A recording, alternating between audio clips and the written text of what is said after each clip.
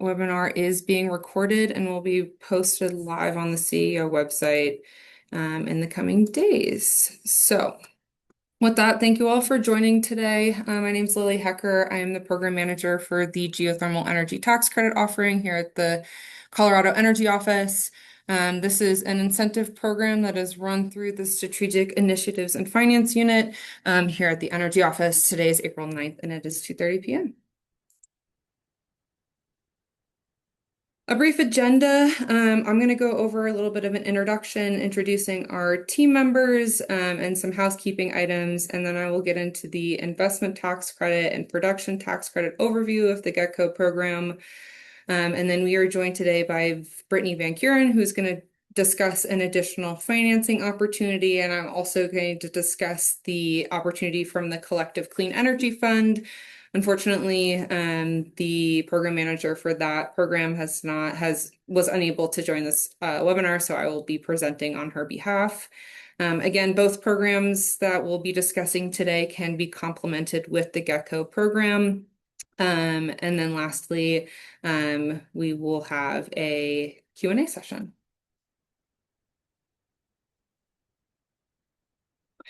So we ask that you ask your questions and comments either in the chat box or in the Q&A box, but please wait until the very end to ask them.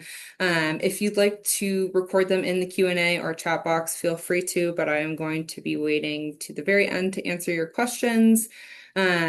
Once we get to the Q&A portion, if you'd like to ask your question live, just feel free to raise your hand on the setting down on the Zoom menu, and I will unmute you and you can ask your question live. If you have any other questions, feel free to email us at ceo_geothermal@state.co.us. Again, this webinar is going to be recorded and will be posted live on the SETCO or on the CEO website. Some new meeting norms that we like to go over. Please be respectful, engage in a respectful and professional manner. Please stay on topic as well. This is for the Geothermal Energy Tax Credit offering Cycle 5. And if you have any questions or feedback or opinions to share with us, please email them at co_geothermal@state.co.us. All right, so a little bit about the Energy Office. The Colorado Energy Office is an incentive-based office agency here at the state of Colorado. Our mission is to reduce greenhouse gas emissions and customer energy costs by advancing clean energy, energy efficiency, and zero-emission vehicles to benefit all Coloradans. Our vision, or our North Star, is a prosperous clean energy future for all of Colorado. How that is realized is through a three-pronged approach. We try to implement our mission and vision through economic benefits, environmental benefits, and community benefits. You can see a list of some of the ways that these things are realized in the impact section of this slide.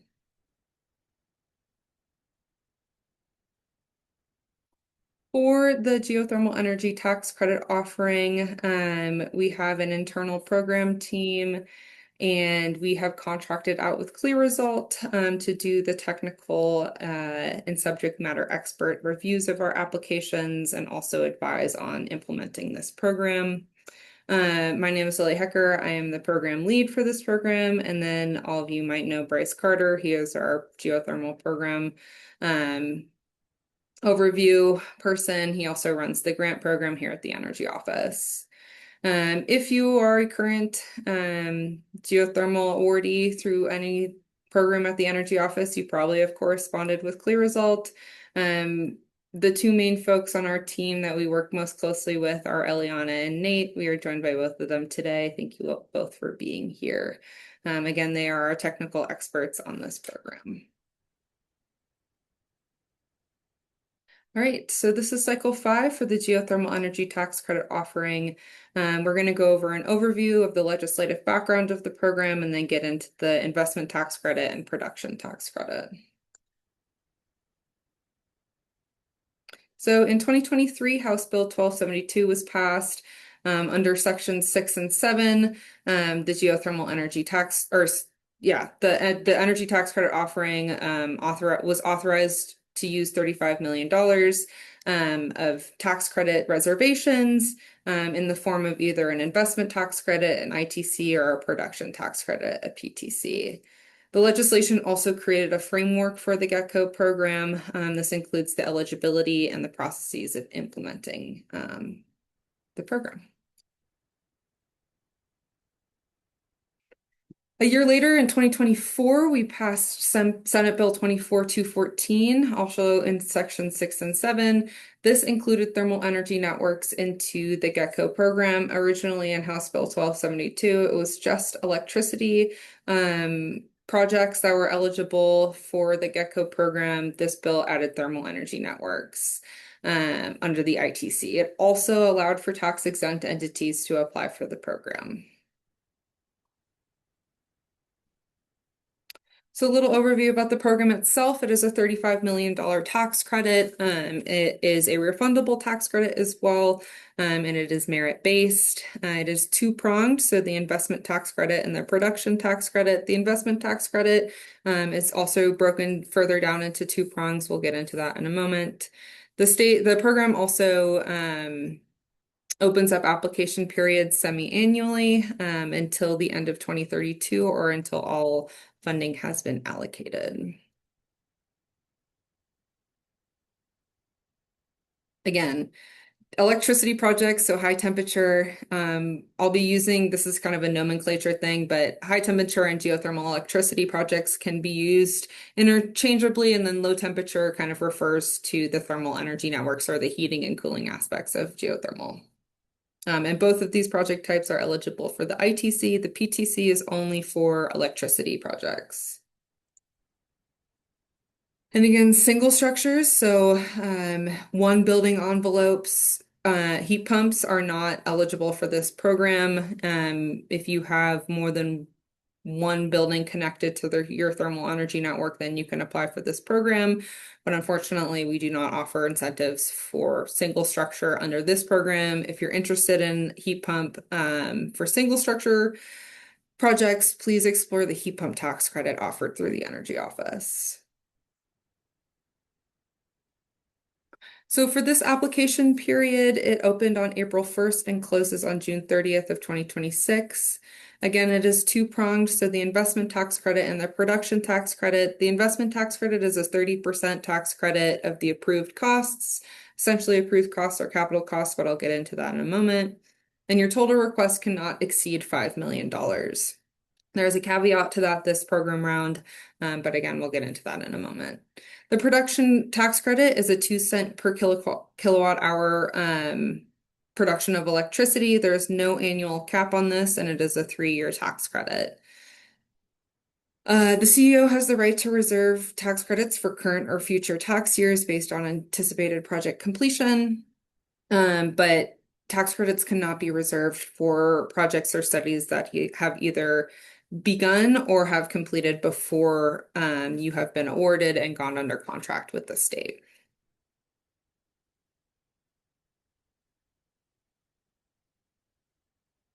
So who is eligible for the investment and the production tax credit? Again, it is tax liable and tax exempt entities. These things include building owners, campuses like universities, developers, political subdivisions in Colorado, contractors, corporations, gas and electric service public utilities, and tribal governments.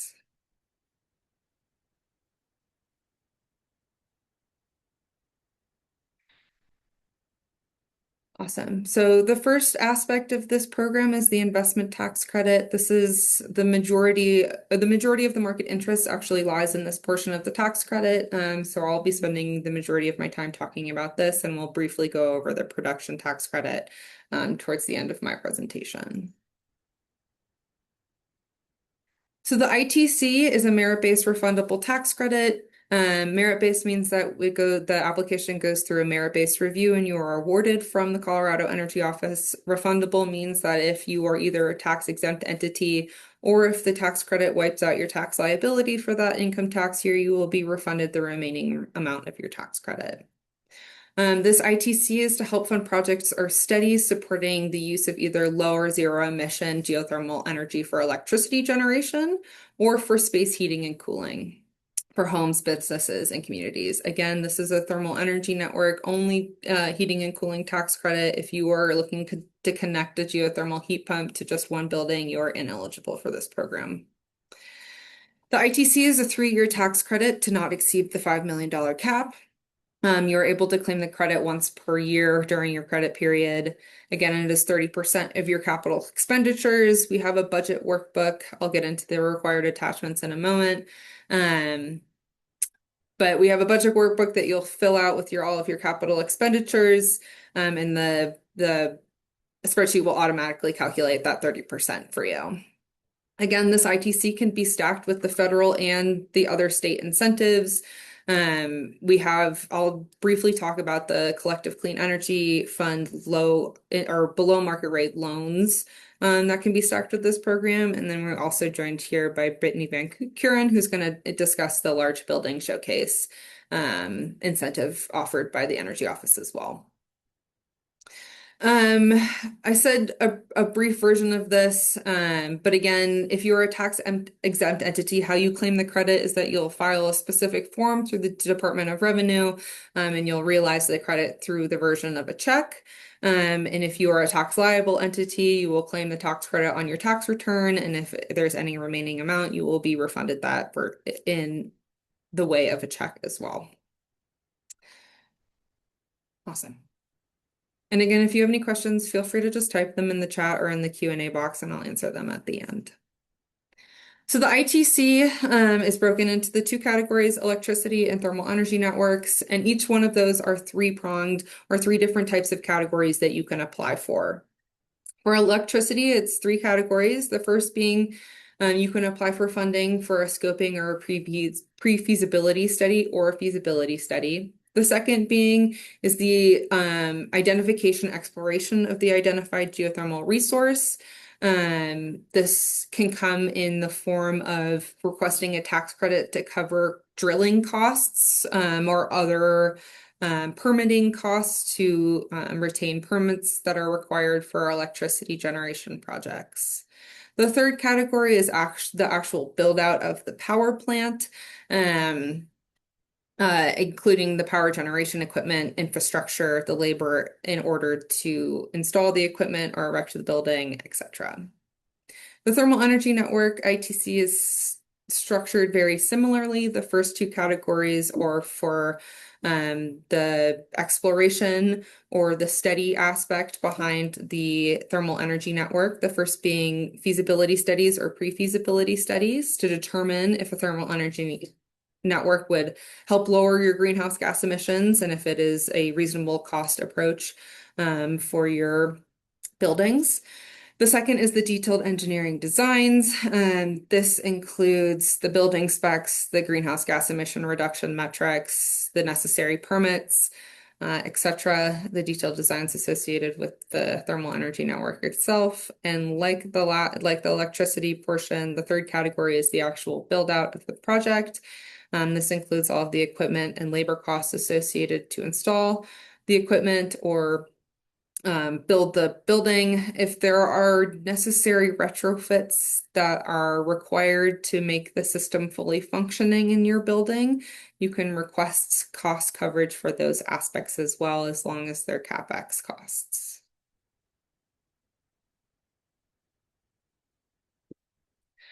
So what are the eligible costs that are associated with this program? Again, they're all capital expenditures, so the actual hard costs associated with either the carrying out of the study or the actual project implementation. You can find a list of this in the standards and guidelines document. I posted in the chat a begin here application submission document. You can find links to all of these things in that document. In the ITC standards and guidelines, you can find a list of these eligible expenditures. You can also find a list of disallowed costs. Some of these costs include labor associated with conducting the study, geothermal energy generation or storage equipment, power generation equipment, capital costs associated with the installation of the geothermal system, site preparation, shipping costs, construction installation costs, and infrastructure for the distribution of electricity.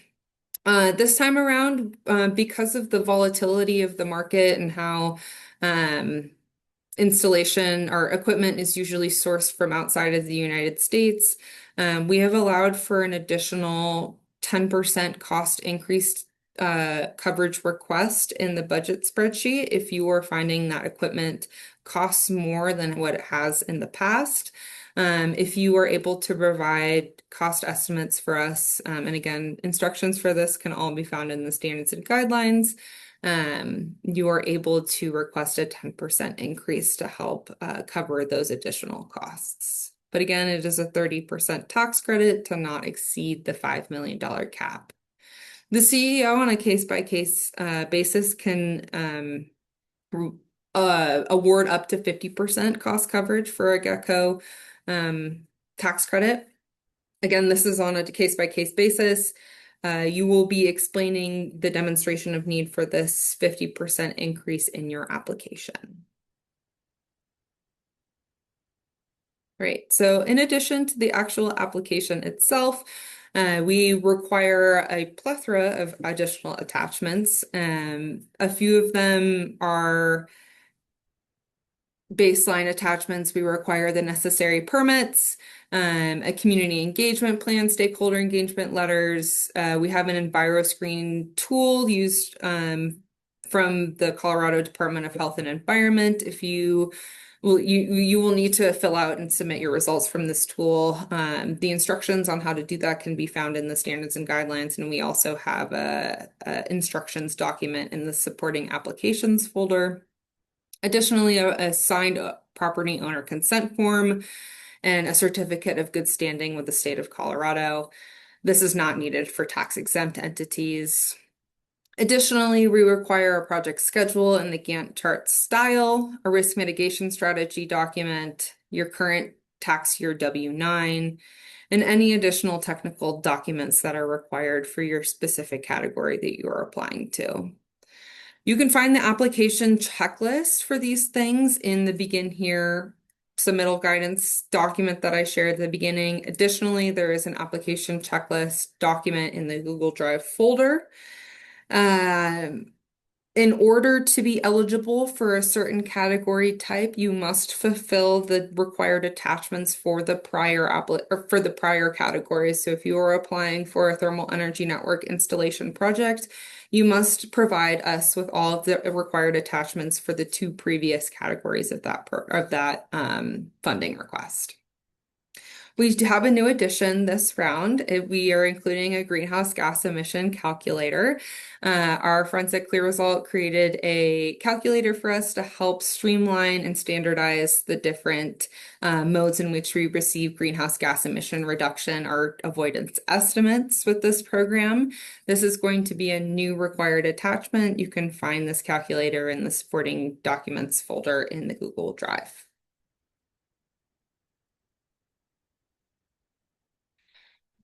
So if you're looking to apply for the program, how do you start? Please, please, please read the Begin Here document. It has all of we've outlined the necessary steps in the order in which they need to be taken.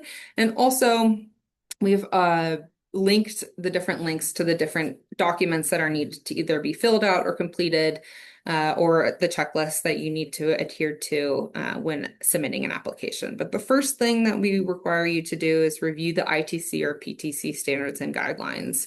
Because this is a tax credit, we do not call it a request for application document. We call it a standards and guidelines, but it is essentially an RFA. But please read that in full before doing the next step, which is identifying and reviewing the project-specific standards and guidelines. There are aspects within the general standards and guidelines that speak to the different project types, and it is all housed in one document. There's also either geothermal electricity or thermal energy network specific application documents, and you can find those in the Google Drive as well. And there's also corresponding requirements for each application type. Once you identify what application type you will be applying to, please then begin gathering all the necessary information and filling out the application documents. We will be accepting applications via email this round. In the past, we've required folks to submit via a Salesforce portal. We are having some technical difficulties with that we were not able to resolve before opening this program for cycle 5. And instructions on how to do that you can find in the Begin Here document. Please submit that to ceo_geothermal@state.co.us. And what that application submission looks like is that you will download the application document, fill it out. There's instructions on how to do that in the application document itself. You will then gather all the necessary required attachments, sign the attestation at the end of the standards and guidelines, put all of that in a folder, zip file it, and email it to the CEO. Recommending doing that on the early side, even though things are due at the end of June, just to prevent troubleshooting, because we will not accept late submissions to this program.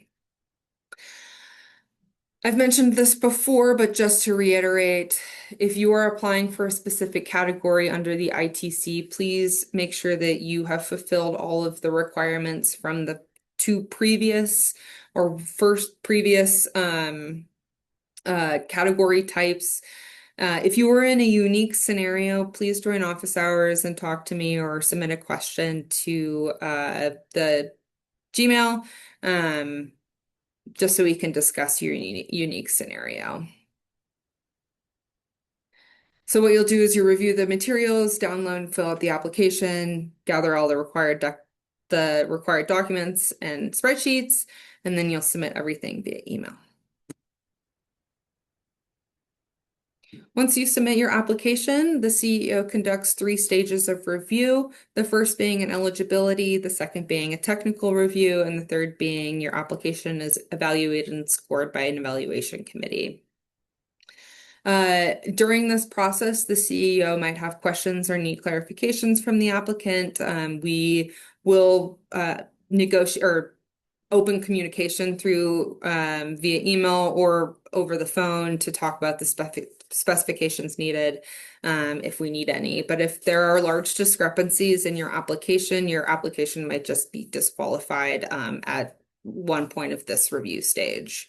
Again, we highly recommend that you submit early. The determinations on awards are made within 3 months, but if you submit early, it does not mean that you will be awarded early. It just allows for more time for that back and forth. So when you submit an ITC application, if you make it to the evaluation committee scoring aspect of the application review, your application will be scored on these different scoring criterias, and there is a maximum amount of points of 120. You must score at least a 66 out of 120 to be considered for funding. And merit is determined, the increase in cost coverage in merit is determined in this stage of the review as well. I'll briefly go over the production tax credit, and then we will get into Brittany's presentation. So the PTC is for geothermal electricity power generation facilities that are already online. Currently, there are no electricity generation facilities online here in the state of Colorado, but we are hoping that we are going to get at least a few power plants here started in the next few years. They will be able to be qualified for this program to claim a tax credit towards producing electricity. Again, there's a 2 cent per kilowatt hour produced tax credit, and there is no annual cap, but you will get the tax credit for 3 years. And applicants are required to adhere to and comply to all federal, state, local regulations, permits, policies, codes, etc. And then at the end, or throughout the application or throughout the credit period when you would be claiming the credit and or after the credit has been fully allocated, the CEO has the ability to verify all of those metrics and those kilowatt hours produced. Excuse me. Who is eligible for the PTC? It can be persons, corporations, electric utilities, service providers, academic institutions, political subdivisions, tribal governments. Essentially anything can apply for this program. But again, it needs to be a fully functioning geothermal electricity power plant in order to be able to be eligible for this program. The different types of projects that are eligible for the PTC are enhanced geothermal systems, conventional geothermal systems, advanced geothermal systems, any type of geothermal power plant. Yeah. Again, the PTC also has a required attachment checklist. You can find that checklist in the Google Drive folder. It is less extensive than the ITC, but some things to highlight are we will require all the applicable permits, any of the general contractor certifications, and any PPAs that you have or power purchase agreements, if applicable to the power plant. The PTC review application is a little less extensive. What happens is that we will receive your application and review it to make sure that the applicant is registered and subject to regular reporting. We will then verify, or between steps 2 and 3 is when then you will be awarded. Step 3 is that we will require electricity generation data on an annual cadence. And then on a yearly basis, we will distribute that cost credit certificate based on the kilowatt hours produced. Same application process as the ITC. Please download all application materials and then submit them via email. The application timeline for GETCO Cycle 5. The application round opened on April 1st. Today was April 9th. We are having the webinar. We will have 5 office hours this round from April 16th through June 16th. Then there will be about 2 weeks at the end of June to verify all questions. If you have additional questions, please email us during that time. And then all applications are due at 5 p.m. on June 30th. Determinations on awards will be sent out no later than September 30th, 2026. Once you go through the application review process and you are awarded a tax credit, then what happens? After a letter of intent to award is distributed, the CEO will open negotiations between the awarded organization and us to develop a statement of work. We will also review the tax credit agreement, which is the official state's contract language for this program. Once the TCA and associated statement of work are signed by all parties, that will be the effective date of the credit period for the awarded project. It is that date in which you can start incurring those costs and paying those invoices associated with the project. Again, anything that happens before all parties sign the contract will be ineligible for the tax credit. The credit period is a 3-year period. You will be required to submit a mid-year report halfway through your income tax year. This usually is around June 30th of every year of the 3-year period. You will also be allowed to submit a cost credit certificate request once per year in the Q1 of the calendar year. The unique aspect of this program is that you are able to claim a portion of the credit once per year over a 3-year period. The total summation of those 3 credit cost certificate requests cannot exceed your total amount that you were awarded. If the project is going to complete in less than 3 years, that is fantastic. You'll just submit the tax credit cost certificate request at the cadence that's most appropriate for your project. How you claim the credit is that I will do most of the back end work with the Department of Revenue after you submit your package of information to request the credit. I will then confirm that you will have been awarded a tax credit of a certain amount. I'll do the back end work with the Department of Revenue, and then depending on what type of entity you are, you will submit your taxes or submit a specific form to the Department of Revenue claiming the credit. You'll also be able to select how you would like to realize the credit as well in that tax form. You'll repeat steps 1 through 6, or excuse me, 3 through 6 for 3 years, or until the project completes. When the project completes, you will then submit a notification of project completion report. After the credit period has expired, the project will be subject to 4 years of annual performance reporting after the year in which the project notification of completion report was submitted. Again, it's a 3-year credit period. What you'll do is each year you'll accumulate your qualified expenditures and your costs that you've incurred during that tax year. You'll take 30% of it. That will be your tax credit cost certificate request for that income tax year. Again, the summation of those 30% requests over that 3-year period cannot exceed the total amount that you were awarded by the CEO. Some important notices for this program. Again, we highly encourage you to submit early so we can open those discussions between the CEO and the applicant to make sure that we are fully understanding of your funding request. But an early application submission does not guarantee an early notification of award. And again, if you are awarded, please do not accumulate or conduct any work before the tax credit agreement has been signed by all parties. For this round, for cycle 5 of the geothermal energy tax credit offering, we will award up to 2.2 million for cycle 5. So if you have a request that comes in above 2.2 million, we will ask you to either withdraw your application or revise your budget to come in under that amount. Again, we are anticipating a large sum of applications this round, and the total amount of awards cannot exceed 2.2 million. All right. So I'm going to discuss one of the offerings, and then Brittany, I think you have ability to share your screen. If not, we can get into that in just a moment.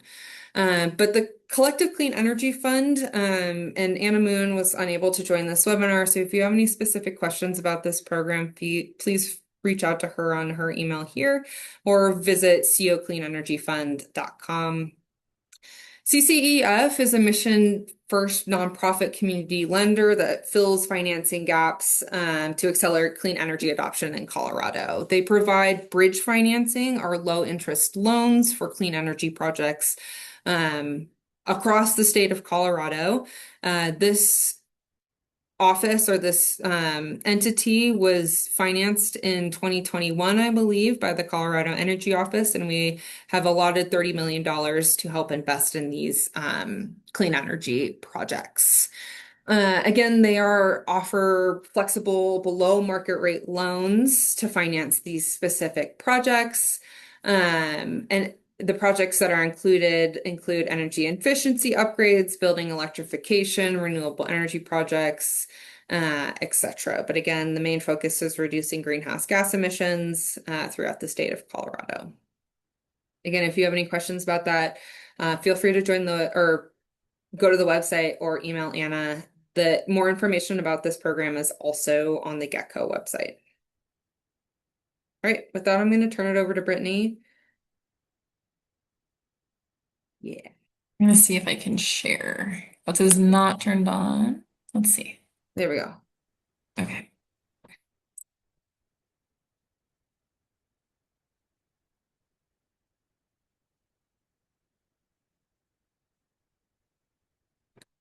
Sweet.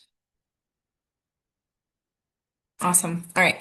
Thanks, Lily. I'm going to talk about our other funding opportunity, which is a grant program called the Large Building Decarbonization Showcase.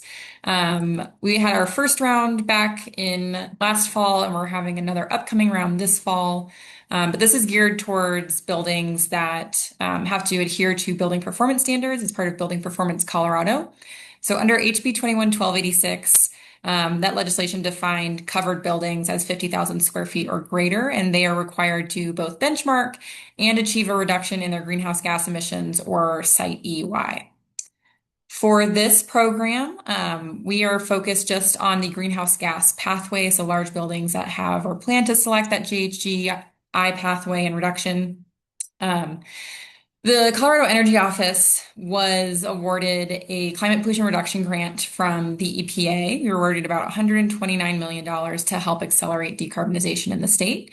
And as part of that, we have $35 million to help buildings achieve this reduction and achieve their targets as set through BPS.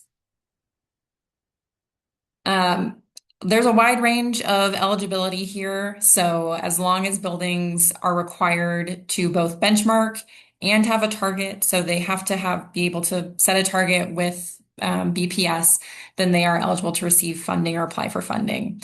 Some few caveats, buildings have to be considered in good standing with BPC. So you have to be caught up on all of your benchmarking requirements and your fee payments. Be considered covered buildings under BPC, and then have selected or plan to select a greenhouse gas reduction pathway for BPS compliance. For buildings that are in the Denver metro area, you can still apply. Energize Denver is a separate BPS for the local jurisdiction that requires EUI.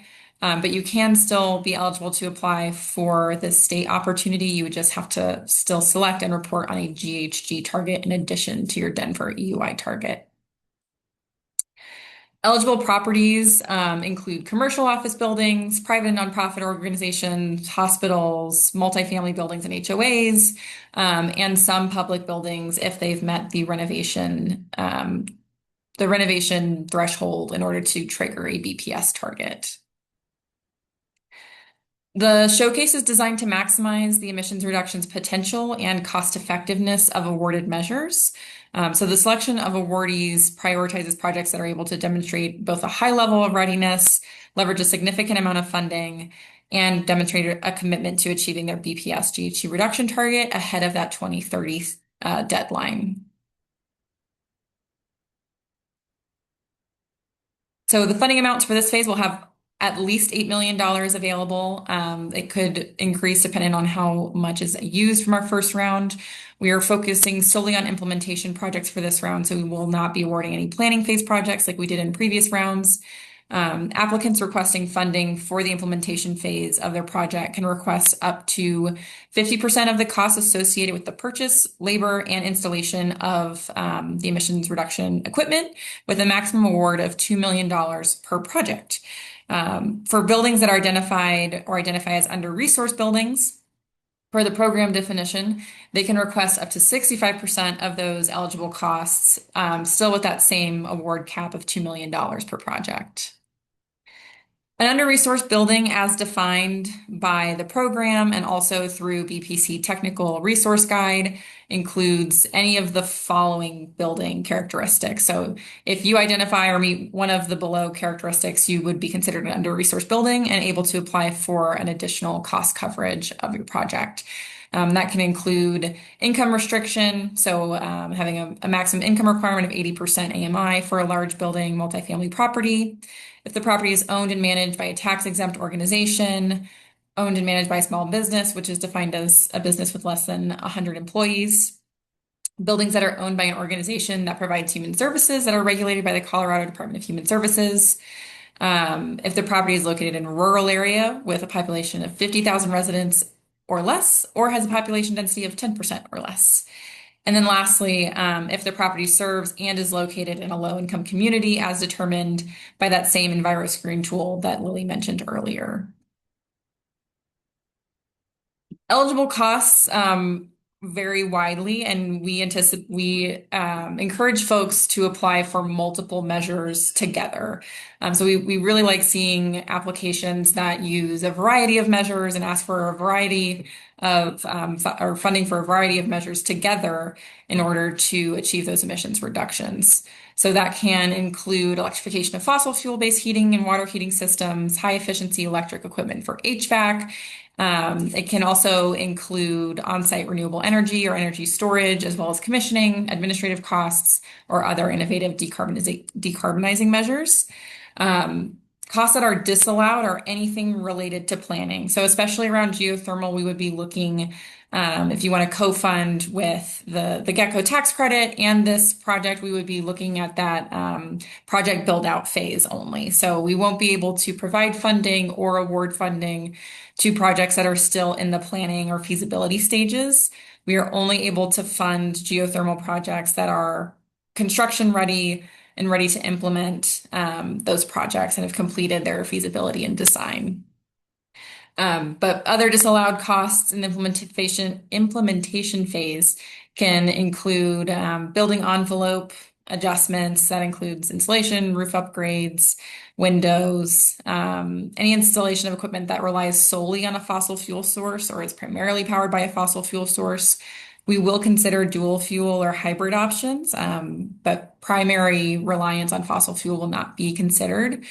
The purchase of renewable energy credits is a disallowed cost, as well as the abatement of any hazards uncovered during construction. So, if there's mold or asbestos or other hazards that come up while you're doing that initial demo, those would not be considered eligible costs.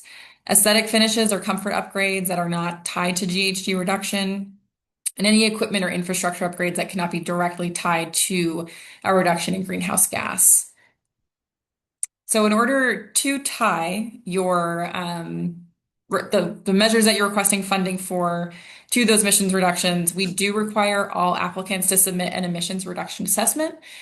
This is a assessment that is provided by the DOE. They have a scope of work and checklist of measures to go through on site to identify all potential emissions reduction measures.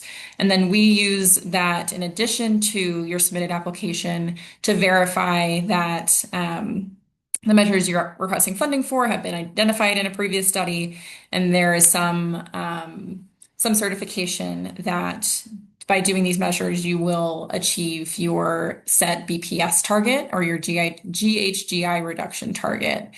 So if you're interested in applying, I would definitely begin looking into completing an emissions reduction assessment. All of our previous RFA materials, the application, the checklist itself, how to complete an emissions reduction assessment is still on our website for round one. So more information can be found there. I'll go through this very briefly because I don't want to turn this into a whole terms and conditions webinar, but because this is federally funded, there are several terms and conditions that come along with it that are really important to consider, even as you're in this stage and exploring funding opportunities and maybe considering general contractors to pursue. So this is funded by the EPA. And so we have to do wage reporting. So from the Davis-Bacon and related acts, we have to report on weekly that everyone that is working during the construction phase is being paid the prevailing wage for the region. There's also a Build America, Buy America requirement. So everything that we fund, everything that is part of the project that is funded by federal funds has to be built in America, or 55% of that equipment has to be built in America or from America. There's also the National Historic Preservation Act. So we can't do major changes to historic properties without getting their permission and going through a review from the State Historic Preservation Office.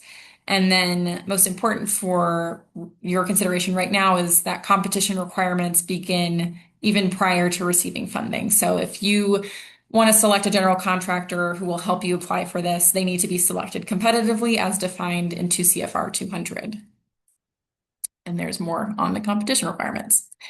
So all subrecipients must follow federal procurement standards as outlined in 2 CFR. That includes the competitive selection of subcontractors, the documentation of your competitive process, and if subcontractors are not named, the competitive process still has to occur after the award. There's a few contract requirements to consider as well. So we will require that you meet the target that you said you were going to meet within 12 months of completing the project, and we'll retain 5% of the total award until that is met. We also will withhold an additional percentage if you're not in compliance or in good standing with BPS for any reason. And then we'll retain an additional 10% if you haven't selected that GHG reduction target yet. So here's our tentative timeline. This is an overview. We hope to announce the program dates and the actual timeline later this year in June, and have tentatively selected August as the day, as the month that we'll release our RFA materials, and we'll accept applications through early October.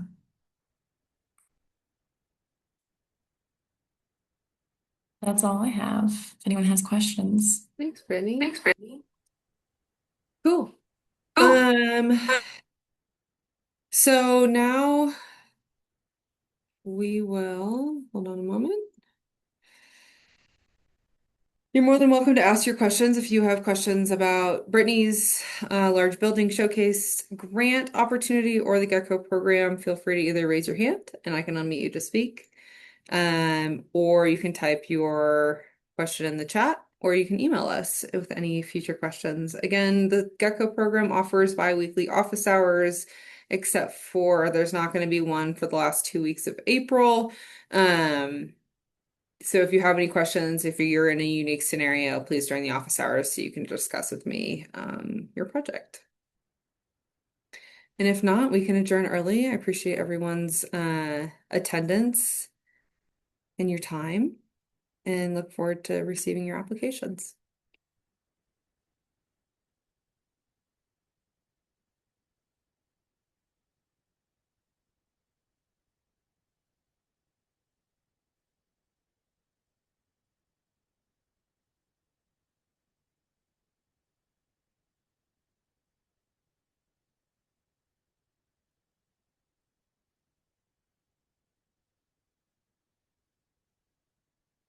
Well, I'll take that as we did our job. Awesome. Well, thanks everyone. I will stay on to the end of this webinar. If you all have